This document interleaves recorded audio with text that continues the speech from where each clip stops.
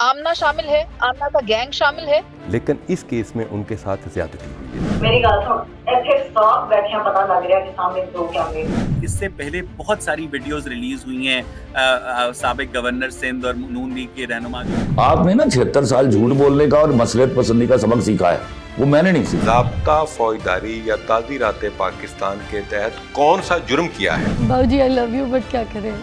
पाकिस्तानी कौम इस मामले पर आकर दोगलेपन का मुजाहरा कर रही है। आप ऑडिशन लेने के आगे से आपका ऑडिशन होगी। मैं वैसा ही हो जाऊं जिसकी वजह से 76 सालों से मेरा मुल्क डूब रहा है। हाथ में सिर्फ अल्लाह के सामने बांधता हूँ क़याम की हालत में। सब समझदार लोग गैंग छोड़कर एक नामवर राइटर को गलत ठहराने में मसरूफ हैं। तो हम याद रखिएगा कि हम बेशर्मी के पाताल में गिर चुके हैं। कोला नेक्स्ट के जो ओनर है उनको कराची से किडनैप कर लिया गया कि वक्तन फवक्तन खलीलुर रहमान कमर साहब को खोंचा लगाया जाए, उनसे पैसे निकाले जाएं।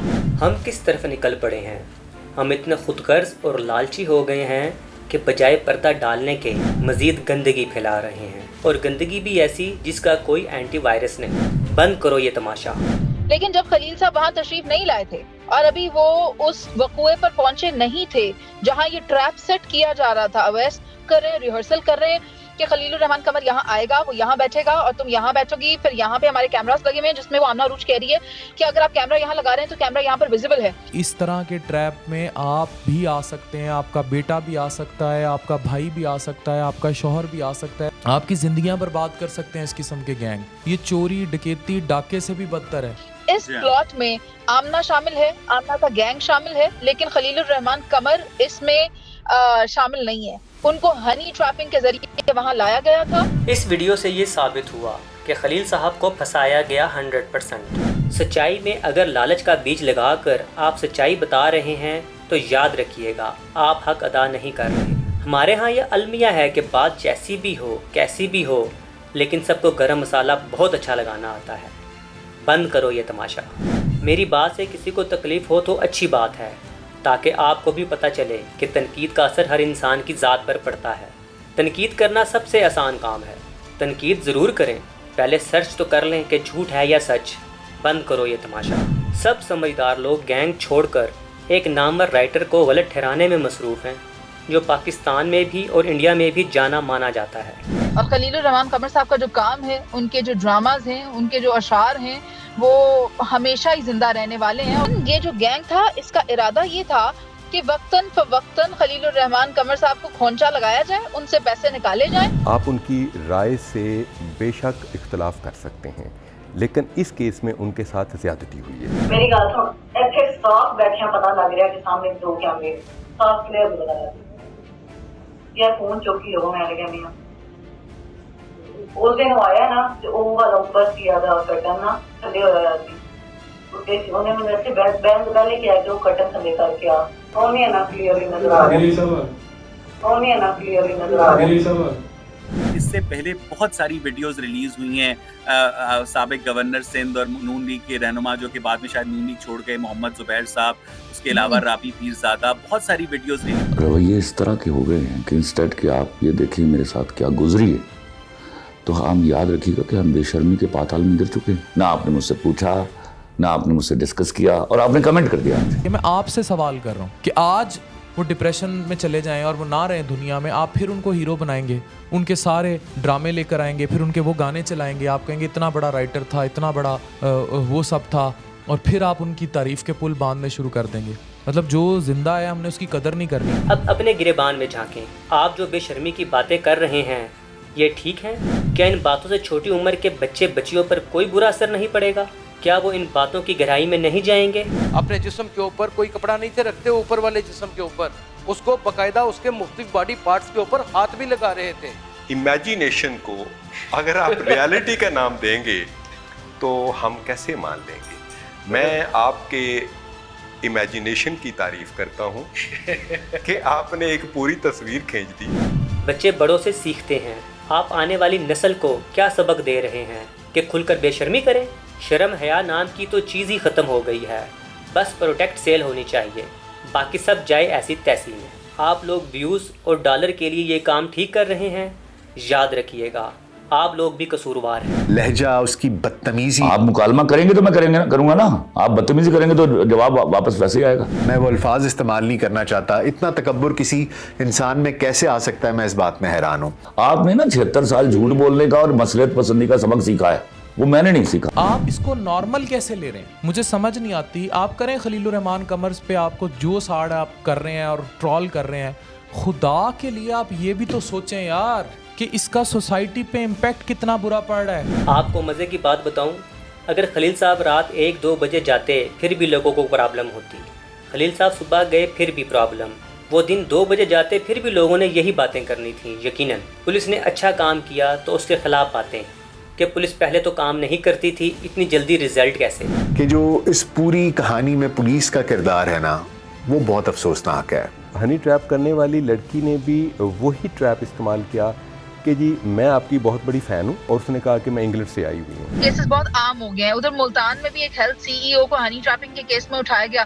वो कोला नेक्स्ट के जो ओनर है उनको कराची से किडनैप कर लिया गया। तो तवातुर के साथ इस तरह के वाकयात हनी ट्रैपिंग के हमारे मुल्क में हो रहे हैं। तमाम मुजरिम जो हैं वो वाकई मुजरिम हैं, वो एतराफ़ करें या ना करें, मगर वीडियोस में तो सामने आ चुके हैं। आफ्ताब फुल्लरवान साहब, SP organise crime unit Lahore, हर प्रोग्राम में आकर ये बात साबित कर रहे हैं, बता रहे हैं कि खलील साहब के साथ गलत हुआ, लेकिन सब मेज़बान हजरात लोग मनफी बात ही कर रहे हैं। खलीलुर रहमान कमर साहब आपकी नज़र में क्या एक शरीफुल नफ्स इंसान है? हमारे पुलिस में जिसका सीआरओ में रिकॉर्ड नहीं है वो शरीफुल नफ्स इंसान है। किसी के ज़ाती मामलात में दखल देना पुलिस का इख्तियार नहीं। हमारी तफ्तीश के मुताबिक आमना अरूज ने इनको अपने चक्कर में फंसाया। ज़ाब्ता फौजदारी या ताज़ीरात पाकिस्तान के तहत कौन सा जुर्म किया है उन्होंने? मैं पंजाब पुलिस को दिल से खराज तहसीन पेश करता हूँ, और जिन लोगों ने खलील साहब के साथ काम किया, खाना पीना किया, वही लोग मजाक उड़ा रहे हैं और जोर दे रहे हैं कि खलील साहब किसी तरीके से गलत साबित हो जाएं। अगर मैं वैसे पूछ रही हूँ, ऑडिशन रात 3 बजे लेने गए थे वो।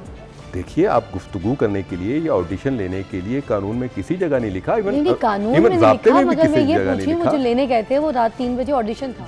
बाबूजी आई लव यू, बट क्या करें, मैं मेरे he is like a father figure, is a star to me, and you know is a very मतलब चार्मिंग पर्सन। मैं बाबूजी के बारे में क्या बताऊँ। बाबूजी मेरी किसी बात को आपने नेगेटिव नहीं लेना, मगर मैं आपकी मासूमियत पे इतना मुझे वो हो रहा है ना कि मतलब आप ऑडिशन लेने के आगे से आपका ऑडिशन हो गई है। मुझे पाकिस्तानी कौम इस मामले पर आकर दोगलेपन का मुजाहरा कर रही है कि यहाँ पर खलीलुर रहमान को वो मुजरिम साबित करना चाह रहे हैं, तो ये हमारी अखलाकी पस्ती है।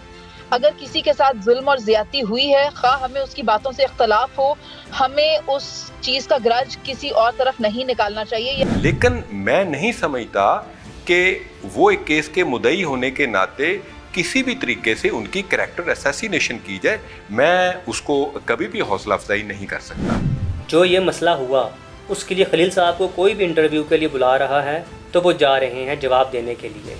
अगर ना जाते, ना इंटरव्यू देते, तो लोग कहते कि डरपोक है, इसलिए छुपा बैठा है। क्या चाहते हैं आप कि मैं कहीं अपने अंदर किसी खोल में मुजतमा हो जाऊं? मैं वैसा ही हो जाऊं जिसकी वजह से 76 सालों से मेरा मुल्क डूब रहा है। जो गलत काम करते हैं वो छुपते हैं, जो अपनी बात पर साबित कदम होते हैं वो मुकाबला करते हैं खलीलुर रहमान कमर की तरह। मैं हाथ बांधने वाली मखलूक में को बिलोंग नहीं करता हूँ। हाथ में सिर्फ अल्लाह के सामने बांधता हूँ क़याम की हालत। कि जो खलील साहब के साथ हुआ वो मेरे साथ, आपके साथ, किसी के साथ भी हो सकता है। खलील साहब अगर चाहते तो खामोश हो जाते और अपनी इज़्ज़त बचा देते। तो अगली बारी आपके बेटे, भाई, वालिद, शौहर किसी की भी हो सकती है। इसको नॉर्मल मत कीजिए। इस पर सख्त से सख्त कानून लाने की ज़रूरत है रियासत को। मत नॉर्मल कीजिए इसको, प्लीज़ इसको देखिए इस एंगल से, नहीं तो अगली बारी किसी की भी हो सकती है, आपकी भी हो सकती है। खलील साहब ने एक बात समझाई कि शादी से पहले लड़कियां जो किसी पर एतबार करती हैं वो अपनी इज्जत उसके हवाले कर देती हैं। और मैं मना समझाता हूँ कि शादी से पहले मत सोइए अपने बॉयफ्रेंड के साथ। मैं तो सिर्फ समझाया ना, मर्जी तो आपकी है। मेरा वालिदैन और समझदार लड़कियों से सवाल है, यह खलील साहब ने गलत बताया या समझाया? ऐसी बातें शायद हम अपनी बच्चियों से नहीं कर सकते, शायद क्या यकीनन, लेकिन इन्होंने बता दिया, समझा दिया, क्या बुरा किया? किसी एक लड़की ने भी खलील साहब की इस बात पर अमल कर लिया तो क्या उसकी और उसके वालिदैन, ख़ानदान की इज़्ज़त नहीं बच पाएगी? सोचें ज़रा, और मुझे पूरा यकीन है कि इस पर अमल भी 100% होगा इंशाअल्लाह। मैंने एक कॉल पढ़ा था कि बुरे लोगों की सोच की मिसाल ऐसी है कि जैसे मक्खी सारा जिस्म छोड़कर ज़ख्म पर बैठती है। इसी तरह आजकल लोग अच्छी बातों में भी बुराई ही तलाश करते हैं। कहीं तो जीने दो सबको, मतलब सबको। हम लोग हर किसी की ज़िंदगी में टांग अड़ाते हैं। बदलें खुद को और अपनी सोच को, अपने माहौल को।